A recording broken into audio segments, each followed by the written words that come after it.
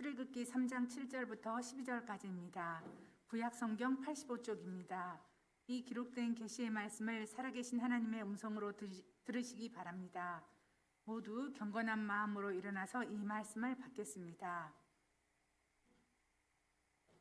여호와께서 이르시되 내가 애굽에 있는 내 백성의 고통을 분명히 보고 그들이 그들의 감독자로 말미암아 부르짖음을 듣고 그 근심을 알고 내가 내려가서 그들을 애굽인의 손에서 건져내고 그들을 그 땅에서 인도하여 아름답고 광대한 땅, 젖과 꿀이 흐르는 땅, 곧 가나안 족속, 헷 족속, 아모리 족속, 브리스 족속, 히위 족속, 여부스 족속의 지방에 데려가려 하노라. 이제 가라. 이스라엘의 자손의 부르짖음이 내게 달았고 애굽 사람이 그들을 괴롭히는 학대도 내가 보았으니 이제 내가 너를 바로에게 보내어 너에게 내 백성 이스라엘 자손을 애굽에서 인도하여 내게 하리라. 모세가 하나님께 아뢰되 내가 누구이기에 바로에게 가며 이스라엘 자손을 애굽에서 인도하여 내리이까? 하나님이 이르시되 내가 반드시 너와 함께 있으리라. 내가 그 백성을 애굽에서 인도하여 낸 후에 너희가 이 산에서 하나님을 섬기리니 이것이 내가 너를 보낸 증거니라. 이것은 하나님의 말씀입니다. 아멘.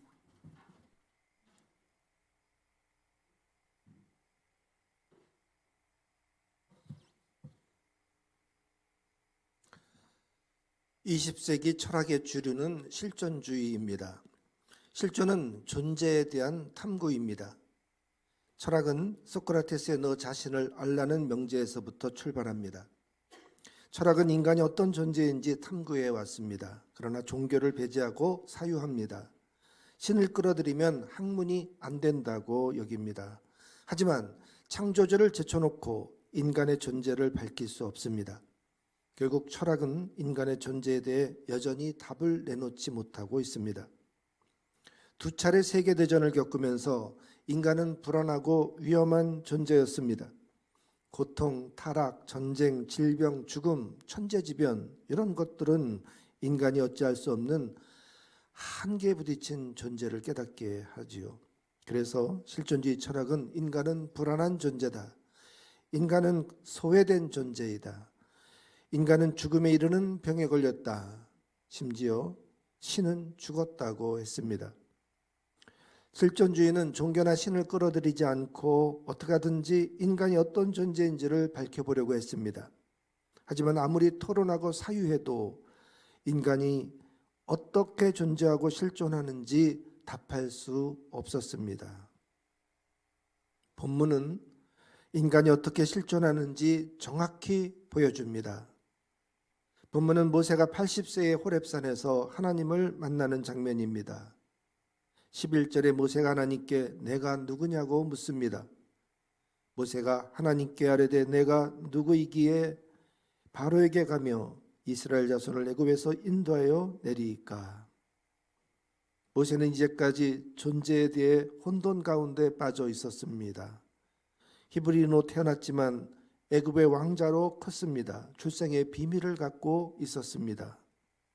40세에 동족을 구하려다 살인을 했습니다. 그런데 오히려 동족에게 비난받았습니다. 정체성에 혼란이 왔습니다. 광야로 도망쳐 양치기 목자로 또 40년을 지냈습니다. 모세는 여전히 실존에 대해 답을 얻지를 못했습니다. 내가 누구인지 무엇을 하며 살아야 할지를 몰랐습니다. 양치는 반복된 일상으로 그냥 40년 세월을 흘려보냈습니다. 이렇게 살다가 죽을 게 아닌 것은 분명합니다. 하지만 내가 누구인지 모르니 다른 일을 할 수 없었습니다. 그러다 어느 날 갑자기 신을 만났습니다. 모세는 기회를 놓치지 않고 하나님에게 내가 누구인지를 물었습니다. 하나님이 대답해 주십니다. 12절에 내가 반드시 너와 함께 있으리라. 이 말씀으로 모세가 정체성을 찾았을까요? 내가 누구입니까? 하고 물었는데 내가 너와 반드시 함께 있겠다 하셨습니다. 이것이 답이 될까요? 놀랍게도 이 대답으로 모세는 자기가 누구인지를 깨닫습니다. 인간이 신을 만났을 때 그리고 하나님이 함께 해 주실 때 비로소 자기가 누구인지 알게 되는 것입니다. 그리고 모세는 곧바로 자기가 해야 할 일이 무엇인지를 알게 되었습니다. 제가 여러분에게 질문 하나 하겠습니다. 누가 이스라엘 백성을 애굽에서 해방했습니까? 누가 이스라엘 백성을 가나안 땅으로 인도했습니까? 모세일까요? 아닙니다. 정답이 8절에 나옵니다. 내가 내려가서 그들을 애굽의 손에서 건져내고 그들을 그 땅에서 인도하여 아름답고 광대한 땅, 젖과 꿀이 흐르는 땅, 그 가나안 족속, 헷 족속, 아모리 족속, 브리스 족속, 히위 족속, 여부스 족속의 지방에 데려가려 하노라. 정답은 하나님이십니다. 주어가 내가라는 주어인데 7절에 보면 그 주어는 여호와 하나님이시죠. 하나님이 애굽에 있는 내 백성의 고통을 보셨습니다. 부르짖음을 들으셨습니다. 그 근심을 아셨습니다. 보셨고 들으셨고 아셨습니다. 그래서 내 백성을 애굽에서 건져낸다고 하셨습니다. 하나님이 직접 그들을 아름답고 광대한 땅, 젖과 꿀이 흐르는 가나안 땅으로 데려가겠다고 하셨습니다.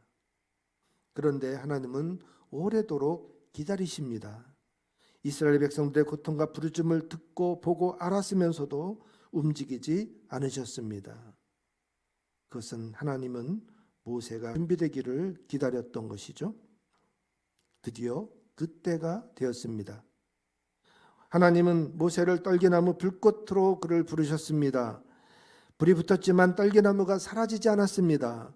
모세가 호기심에 다가갔습니다. 떨기나무가 어찌하여 타지 아니하는고? 모세가 다가가자 하나님이 모세를 부르셨습니다. 모세야, 모세야. 하나님은 모세에게 느닷없이 당신이 할 일을 말씀하십니다. 그리고는 모세에게 애굽에서 고통받는 이스라엘 자손에게 가라고 하십니다. 바로에게 가서 이스라엘 자손을 애굽에서 인도해내라고 하셨습니다. 40년 전에도 모세도 이스라엘 백성의 고통과 부르짖음을 알았습니다. 그래서 왕자의 권한으로 무언가 해보려고 했습니다. 출애굽기 2장 11절을 보면 모세가 장성한 후 히브리 사람들이 고되게 노동에 시달리는 것을 봤다고 했습니다. 거기서 애굽 사람이 한 히브리 사람을 때리는 걸 봤습니다. 이때 모세는 히브리 사람이 자기 형제라고 했습니다. 이미 출생의 비밀을 알고 있었다는 뜻이죠. 모세는 아기 때 나일강에 버려졌었습니다. 애굽의 바로왕이 히브리의 사내 아이가 태어나면 죽이라고 명했기 때문입니다. 하지만 산파들은 하나님을 두려워했습니다. 바로에게는 자기들이 도착하기 전에 히브리 여자들이 건강해서 이미 해산하여 사내 아이를 죽이지 못했다고 둘러댔습니다. 바로가 이번에는 아들이 태어나면 나일강에 던지라고 명했습니다. 모세가 하필 이때 태어났습니다. 석 달을 숨기며 키웠다가 더는 숨길 수가 없었습니다. 결국 갈대상자 아이를 담아 나일강에 띄웠습니다. 그런데 기적으로 바로의 공주가 모세를 건져 키웠습니다. 모세는 히브리인으로 태어났지만 바로의 왕궁에서 왕자로 자랐습니다. 모세가 어떻게 출생의 비밀을 알게 되었는지는 성경에 안 나옵니다. 공주가 유모를 구하자 친모가 나서서 젖을 먹여 키웠습니다. 아마 아이가 컸을 때 이 친모가 너는 히브리인이다 라고 알려주었을 것입니다. 이러면 정체성의 혼란이 일어납니다. 애굽의 왕자인 줄 알았는데 사실은 자기가 히브리 사람이라는 거예요. 모세는 자기의 정체를 숨기며 살았습니다. 그러다 동족이 매맞는 걸 보고 눈이 돌아갔어요. 모세는 그 애굽 사람을 몰래 때려 죽였습니다. 좌우를 살폈을 때 아무도 보는 이가 없었어요. 시체를 모래 속에 감췄습니다. 그런데 한 사람이 봤어요. 그 사람은 바로 애굽 사람에게 매맞고 있었던 히브리 사람입니다. 모세에게 은혜를 입은 사람이죠. 다음 날 히브리 사람들끼리 서로 싸웠습니다. 모세가 잘못한 사람에게 꾸짖었어요. 그러자 이 잘못한 사람이 모세에게 따집니다. 내가 다스리는 자이냐? 네가 재판관이냐? 어제 죽인 애굽 사람처럼 나도 죽일 것이냐? 하고 대들었어요. 어느새 모세의 살인이 천하에 퍼졌습니다. 어제 맞던 그 히브리 사람이 폭로한 거죠. 이 사람이 보기에는 모세는 그저 성깔이 있는 애굽의 왕자였어요. 감쪽 같았던 살인이 만천하에 소문나고 말았습니다. 바로까지 알게 되어 이 일을 듣고 모세를 죽이려고 찾았습니다. 모세는 도망쳐야 했어요. 살인자로 수배가 내려졌습니다. 도망쳐야 됐어요. 한순간에 모세는 모든 것을 잃었습니다. 애굽의 왕자도 아니었고 그렇다고 히브리 사람도 아니었어요. 동족이 고통당하는 걸 보고만 있을 수 없어서 나섰는데 그 결과는 참담했습니다. 모세는 정말 아무것도 아니었어요. 모세는 미디안 광야에서 아무것도 아닌 자로 다시 40년을 살았습니다. 모세는 자기 존재에 대한 이 물음이 가슴속에 응어리져 있어요. 그래서 하나님을 만나자 곧바로 내가 누구인지를 여쭌 것입니다. 본문 11절과 12절 말씀 다시 한번 읽어봅시다. 모세가 하나님께 아뢰되 내가 누구이기에, 같이 읽어요. 바로에게 가며 이스라엘 자손을 애굽에서 인도해 내리까 하나님이 이르시되 내가 반드시 너와 함께 있으리라. 내가 그 백성을 애굽에서 인도해 낸 후에 너희가 이 산에서 여호와를 섬기리니 이것이 내가 너를 보낸 증거니라. 내가 누구냐는 이 모세의 질문에 거기에 보면 이 동족에 대한 패기와 그 열정이 없어요. 그때는 막 동족을 위해서 사람을 죽이도록 그런 패기와 그런 그 혈기가 있었어요. 자신에 대한 신뢰나 신념 다 사그러졌어요. 그저 양치는 80세 노인 목자일 뿐입니다. 애굽 사람 한 명 처리하다가 탈났어요. 동족에게는 배반당했습니다. 그런데 이제 뭐 거대한 그 애굽을 상대하라는 거예요. 이게 가능하지 않습니다. 하지만 하나님의 대답은 아주 간단하고 명료합니다. 내가 반드시 너와 함께하리라. 모세의 존재와 하나님의 존재가 맞부딪히고 있습니다. 네가 아니고 나다. 너는 나와 함께하면 된다. 하나님은 누구와 함께하고 있는가? 그것으로 존재를 나타낸다고 답하신 거예요. 이제껏 모세는 하나님을 몰랐습니다. 하나님 없이 살았습니다. 40년은 왕자로 살았습니다. 이 애굽의 왕자의 권세로 뭐든지 할 수 있을 것만 같았습니다. 그 왕자의 권세로 은밀히 한 사람을 때려 죽였어요. 하나님 없이 하나님의 일을 하려고 했습니다. 첫 시작이었는데 그것으로 모세는 철저히 부서졌어요. 모세는 하나님의 부름 없이 다스리는 자가 되려고 했습니다. 히브리 동족이 네가 다스리는 자냐? 누가 너를 다스리는 자로 명했냐? 이렇게 대들었을 때 충격받았어요. 망치로 한 대 뒤통수를 얻어맞은 것 같았어요. 전혀 다스리는 자가 아니었던 거죠. 누구도 모세에게 재판관이 되라고 임명한 적이 없거든요. 모세는 아무 소리를 내지 못하고 그저 도망쳐야 했습니다. 다시 양치기로 40년을 살았습니다. 하나님은 이 40년 동안 모세가 힘 빼는 법을 익힐 때까지 기다리셨어요. 모세가 80년을 허송세월로 보낸 것은 아닙니다. 바로 그 80년은 그가 준비하는 기간이었어요. 특히 양치기 40년 동안 그 대들던 히브리 사람의 그 항변이 귓가에서 떠나질 않았습니다. 누가 너를 다스리는 자로 보냈느냐? 누가 너를 재판관으로 삼았느냐? 모세는 그 질문에 대답하지 못하고 도망쳤어요. 숨어서 지내야 했습니다. 40년이 지났어도 여전히 모세는 살인범 수배자예요. 숨어 있을 수밖에 없었어요. 이제 드디어 모세가 하나님을 만났습니다. 그 하나님이 모세에게 명하십니다. 내가 너를 다스리는 자로 명한다. 내가 너를 재판관으로 삼는다. 내가 반드시 너와 함께한다. 이제 가라. 모세가 하나님을 만났을 때, 모세가 하나님 앞에 섰을 때 존재를 찾았습니다. 모세는 애굽의 왕자가 아니었습니다. 왕실에서 40년 동안 익혔던 그 능력과 지식은 바로와 당당히 맞설 수 있는 배경이었어요. 히브리 노예가 어떻게 감히 바로 앞에 설 수가 있습니까? 못 서요. 근데 모세는 설 수 있잖아요. 왜? 한때 같은 왕자로 바로와 동등하게 지냈던 사람이잖아요. 모세는 히브리인이었습니다. 모세는 하나님이 세운 히브리 백성의 지도자였습니다. 누구나 하나님 앞에 서면 자기 존재를 찾습니다. 하나님의 조명으로 우리가 어떤 존재인지를 비춰주십니다.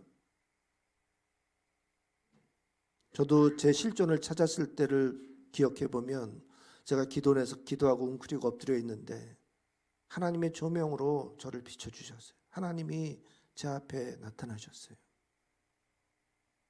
너무나 밝은 빛에 제가 웅크리고 있는 저를 보게 되었습니다.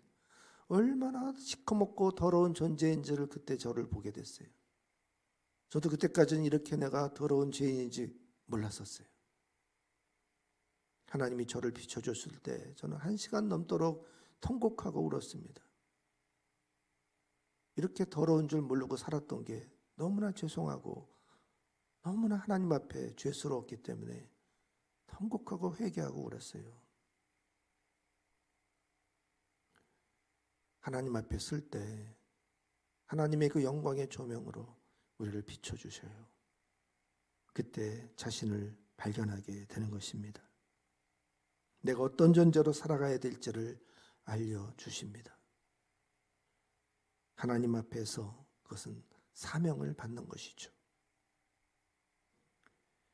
나는 하나님이 함께 주셔야 내가 됩니다. 하나님은 실존하는 자와 반드시 함께 주십니다. 아멘. 하나님 앞에서 자기 실존을 발견한 자가 거인이 됩니다. 하나님에게 사명을 받은 자가 거인이 됩니다. 실존을 찾지 못한 자는 그냥 사는 거예요. 왜 사는지 모르고 그냥 사는 거예요. 아침에 눈이 떠지니까 그저 일어나는 거고, 배고프니까 밥 먹는 거고, 졸리면 자는 거고, 그냥 사는 거예요. 그냥 그거는 인간이에요. 그러나 실존을 찾은 사람은 내가 뭘 해야 될지를 알아요. 하나님이 그걸 명하셨으니까요. 그 사명을 알고 사는 사람이 거인이 되는 것입니다. 위대한 사람이 되는 것입니다. 누가 나를 만들었을까요? 누가 나를 키웠을까요? 누가 나를 보내셨나요? 누가 나에게 사명을 주셨나요? 여러분 다 알죠? 바로 하나님이십니다. 하나님이 나를 만드셨어요. 하나님이 나를 키우셨어요. 하나님이 지금 여기에 나를 보내셨어요. 하나님이 나에게 사명을 주셨습니다. 아멘이십니까? 우리의 사명은 다 똑같습니다. 바로 복음을 전하는 것이에요. 저는 목사로서 성경 말씀을 하나님의 뜻을, 하나님의 그 생각을 풀어서 잘 설명해 드리는 이게 제 사명입니다. 여러분은 이 설교를 듣고 돌아가서 이 설교를 다른 사람에게 은혜 받은 대로 전하는 거예요. 그게 사명이에요. 복음 전도가 어려운 게 아니에요. 우리 어린이들 설교 말씀 듣고 집에 가면 엄마가 오늘 목사님 설교 잘 들었니? 예. 뭐라고 하셨어? 그럼 애가 또 쫙 되뇌 쫙쭉 목사님 설교를 똑같이 해내요. 까불고 장난치는 줄을 말하는데 다 듣고서는 또 다 이렇게 풀어내죠. 똑같은 거예요. 우리가 주일 예배드리고 은혜 받은 그 뜨거운 마음을 또 다른 사람에게, 친구에게, 또 멀리 있는 친구에게 전화를 걸고, 또는 직장 동료에게, 만나는 이웃에게, 가족에게, 이걸 리피트하면서 은혜를 되새기는 거예요. 그게 복음 전하는 거지 뭐 딴 거 있어요. 복음 전하는 거 어려워하지 마시고 은혜 받은 대로 그 말씀을 또 다른 사람에게 전하시면 됩니다. 요즘은 세상이 좋아져 가지고 유튜브 영상 목사님 설교 올라가니까 그 링크 해가지고 전달해 주면은 얼마나 좋아요. 이 사명에 순종하는 자가 실존합니다. 이 사명을 감당하는 자가 거인이 됩니다. 우리 모두 하나님 앞에 서십시다.